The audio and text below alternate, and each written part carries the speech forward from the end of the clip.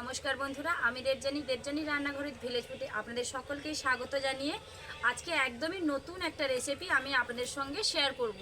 নতুন মানে একদমই নতুন, আমার কাছেও নতুন, কিন্তু এই রেসিপিটা আমি আগে কখনো খাইনি। আজকে সেটা বানাবো আর খাবো। খাওয়ার পর যদি মনে হয় যে রেসিপিটা ভালো লাগছে, তাহলেই কিন্তু আমি আপনাদের বলবো যে বাড়িতে বানিয়ে খাওয়ার জন্য। তো চলুন রেসিপিটা শুরু করা যাক। আজকে রেসিপির নাম কিন্তু নামটা শুনলেও চমকে যাবেন। আজকে বানাবো ডিমের চাটনি। ডিমের চাটনি নামটা কি শুনেছেন? যদি কেউ শুনে থাকেন বা খেয়ে থাকেন, আমাকে অবশ্যই কমেন্ট করে জানাবেন। ডিমের চাটনি বানানোর জন্য আমি এখানে প্রথমেই 4টা ডিম নিয়েছি, আর এদিকে রয়েছে আম, রয়েছে চিনি, আর ফোড়নের জন্য 5 ফোড়ন আর শুকনো লঙ্কা, লবণ আর হলুদ আর তেল। উনুনটা ধরিয়ে নিই। আপনারা তো সকলেই জানেন বাবু কিন্তু আসবে আর ক্যামেরার সামনে সামনেই ঘোরাঘুরি করবে, ও সেটাই করছে এখন। হাই বলে দাও, হাই বলে দাও।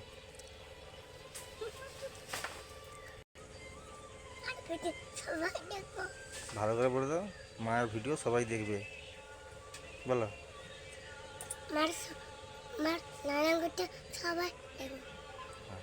যখন ক্যামেরার পেছনে থাকে তখন এতটাই আওয়াজ থাকা যাবে না এখানে, আর ক্যামেরার সামনে চলে এলে আওয়াজটা একদমই কমে যায়।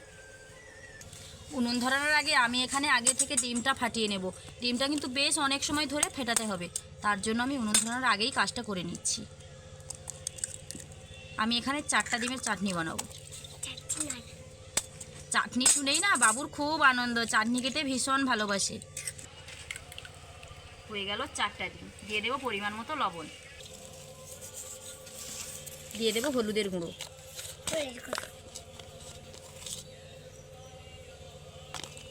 চাটনির স্বাদ অনুযায়ী চিনি। আপনারা যেরকমভাবে চিনি মিষ্টিটা খেতে চাইবেন সেরকমই দেবেন। বাবু এখানে ওপরে 1-2টা পানমৌরি ফেলে দিয়েছে। এইবার ভালোভাবে এটাকে ফেটিয়ে নেব। ফেটানোটা এমনই ফেটাতে হবে ঠিক যেরকম কেক বানাই আমরা, ডিমটা যেভাবে ফেটানোটা সাদা হয়ে যায় সেরকমভাবে কিন্তু সময় নিয়ে ধৈর্য ধরে ফেটাতে হবে।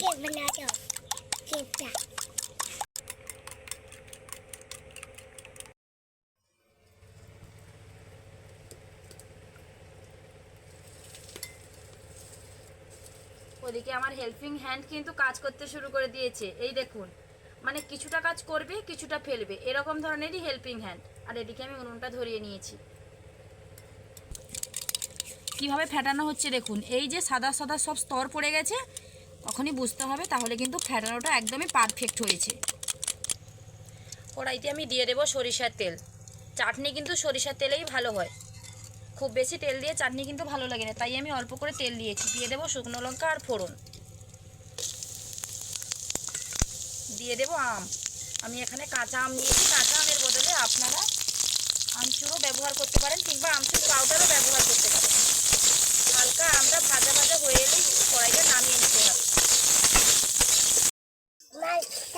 আমটা কিন্তু বেশ ভাজা ভাজা হয়ে গেছে, এবার কড়াইটা আমি নামিয়ে নেব। এইবার কিন্তু ডিমের চাটনির আসল খেল। কি করলে বাবু সাঁড়াশিটা?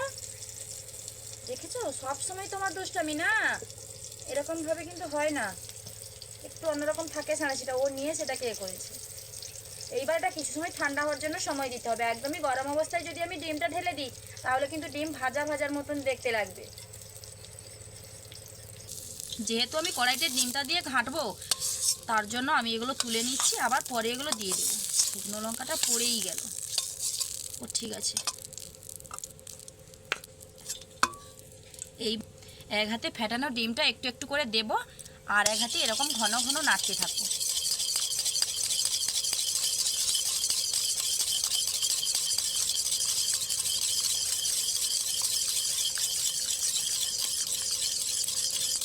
এইবার কড়াইটা উনুনে বসিয়ে দেব, কিন্তু নাড়তে কিন্তু ভুলে গেলে চলবে না, ঘন ঘন নাড়তে থাকতে হবে। নাড়া কিন্তু একটুও বন্ধ করলে চলবে না, একদমই মাছের বীজের মতন কিন্তু হয়ে যাবে। এদিকে উনুনটাও নিভু নিভু হয়েছে। যত সময় নাই এই জলজলা ডিমটা একদমই মাছের ডিমের মতন হয়ে আসছে, তত সময় কিন্তু নাড়া একদম বন্ধ করলে চলবে না। যেহেতু একটা নতুন জিনিস, সেহেতু একটু পরিশ্রম করে বানাতেই হবে। জানি না খেতে কিরকম হয়, আপনাদের সামনেই খাবো আর বলবো।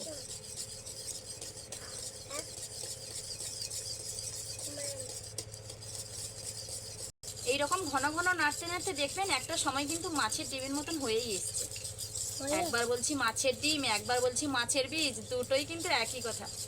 এই সময় আবার খুব বেশি আঁচ দিলে চলবে না, আমার একটু উনুনটা একটু বেশি আঁচ হয়ে গেছে, একটু বের করে দিই।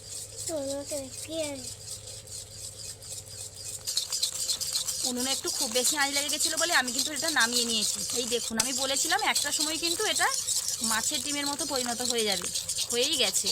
আপনাদেরকে কথাটা বলতে বলতে কাজটা করতে করতে একদমই সুন্দর হয়ে গেছে। দেখুন, এবার কি আর বোঝা যাচ্ছে যে ডিম দিয়ে এটা বানানো হয়েছে? দেখুন একদম শুকনো শুকনো হয়ে গেছে, ডিমের একটু আস্তে আস্তে গন্ধ থাকে তো, যদিও এটাতে খুব একটা নেই। আমি কিন্তু ওপর দিয়ে হালকা একটু সরিষার তেল দিয়ে দেবো, যাতে ওই গন্ধটা একদমই না থাকে।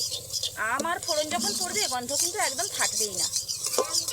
আমি কিন্তু নিজেও ভাবতে পারিনি যে ডিমটা এরকম একটা আকার নেবে, একদমই ঝুরঝুরে হয়ে যাবে।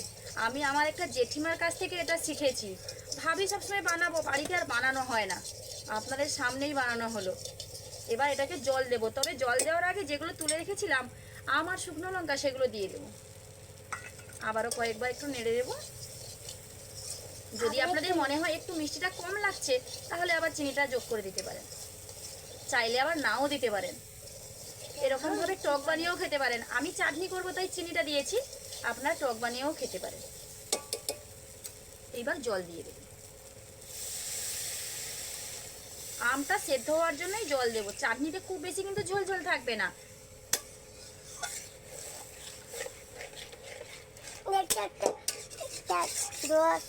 একটু যে সাইডে সাইডে যেগুলো লেগে গেছিলো সেগুলো একটু লাল লাল কালার হয়ে গেছে, না হলে একদমই মনে হচ্ছে দেখুন মাছের ডিমের চাটনি হচ্ছে। হ্যাঁ, সব সময় আমার বাবু কথাগুলোকে কপি করবে। এটা সেদ্ধ হওয়ার জন্য সময় দেব। ওপর থেকে আমি অল্প একটু হলুদের গুঁড়ো দিয়ে দেবো, দেখতে কালারটা একটু আলাদা আসছে, সেই জন্য আমি একটু হলুদ গুঁড়ো দিয়ে দিলাম। 2 থেকে 3 মিনিট এটা ফোটার জন্য সময় দেবো, যাতে আমগুলো একদমই গলে যায়, একটু টক টক ভাব এসে যায়। চাটনিটা আমার খুব ভালোভাবে রেডি হয়ে গেছে। দেখুন, যে জলটা দিয়েছিলাম জলটাও বেশ খানিকটা শুকিয়ে গেছে। এদিকে যে গোটা গোটা আমগুলো সেদ্ধ হয়ে গেছে, সেগুলো আমি একটু খুন্তি দিয়ে ঘেঁটে দেবো। তাহলে আমের কাঠটা যখন বেরিয়ে পড়বে তখন বেশ টক টক আর মিষ্টি মিষ্টি দুটোই লাগবে, খেতে ভালো লাগবে। দেখলে কিন্তু একদমই বিশ্বাস হবে না। আমি কিন্তু আগে খাবো, আমি আগেই আপনাদের বলেছি, আগে আমি নিজে খাবো, তারপর আপনাদেরকে বলবো রান্না করে খেতে। তুমি খাবে? একটা বেশ বড় আম নিয়েছি, হালকা একটু জুস জুস থাকবে, সেটাই ভালো লাগবে।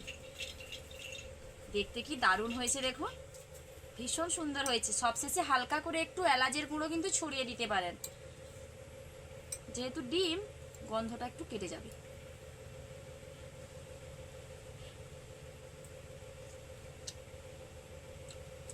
অসাধারণ লাগছে কিন্তু, আমি আগেও জানতাম না যে এতটা সুন্দর লাগবে। ভীষণ ভীষণ ভালো লাগছে। প্লিজ প্লিজ আপনারাও বাড়িতে বানিয়ে খাবেন, আবারও খেতে ইচ্ছে করছে। বেশ মিষ্টি মিষ্টি ভাব রয়েছে, টক টকও রয়েছে, আর শুকনো লঙ্কাটা আমি কেটে দিয়েছি, কেটে দেওয়ার জন্য না হালকা ঝাল ঝালও লাগছে। এবার আমার বাবুকে খেতে দিতে হবে। নাও বসো তুমি। ওর এটাই কাজ সারাদিনে। যখন থেকে আমি বলেছি না চাটনি হবে, বলে আমি চাটনি খাবো চাটনি খাবো, বাবু না চাটনি খেতে ভীষণ ভালোবাসে।